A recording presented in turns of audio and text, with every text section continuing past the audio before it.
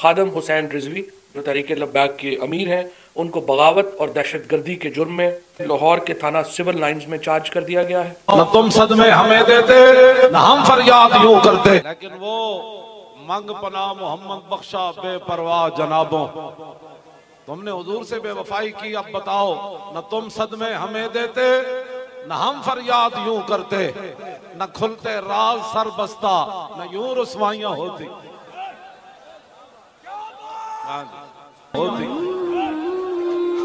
تم لا تشعرون کے درجے میں چلے گئے، ہر چیز کی معافی ہو سکتی ہے، لیکن جب رسول اللہ سے غداری ہو جائے پھر اس کی معافی نہیں۔ خوف کے بت کو توڑ دو۔ واسطے ایک گل ضرور میں کرنا چاہنا، میں کہ کدی بھی انہاں نوں مخاطب کر کے کدی بھی نہیں گل کیتی، میں اس قابل ہی نہیں سمجھدا کہ انہاں نوں بندہ منہ لاوے، پر ایک گل ہے بھئی اور ساری خیر ہے، اے ضرور پوچھنی بھی اور خیر ہے ہون ساری۔ منافق میدان چ لڑ نہیں سکتے، سینہ تان کے میدان وچ کھڑ نہیں سکتے، اے یوتھیے ڈبل پاگل بن گئے نے، تائیں تے باندر نو چھڈ نہیں سکتے۔ لبیک والے تانوں پتہ نہیں ببر شیر کہہ گیا ہے نچن والیاں دے پتر آزادی دی جنگ لڑ نہیں سکتے۔ مولانا خدا بخش خیر پوری جو ہے نا، وہ ملتان کی گلی سے گزر رہے تھے تو ان کو کتی بھونکی،